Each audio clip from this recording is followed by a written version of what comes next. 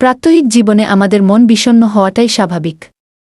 তবে কখনো আমরা তার কারণ জানি, আবার কখনো বুঝতে পারি না আসলে কেন মন খারাপ লাগছে।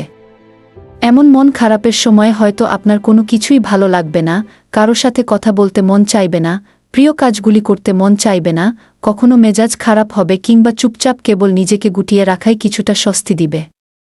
এর পাশাপাশি আরও কিছু লক্ষণ দেখা দিতে পারে, যেমন সারাক্ষণ ক্লান্তি অনুভব করা, পর্যাপ্ত ঘুমের পরেও ঘুম না পাওয়া অথবা অতিরিক্ত ঘুমানো, খাবারে অরুচি কিংবা অতিরিক্ত খাবার গ্রহণ এবং কোনো ছোট বিষয়েও সিদ্ধান্ত নিতে না পারা বা মনোযোগ হারিয়ে ফেলা।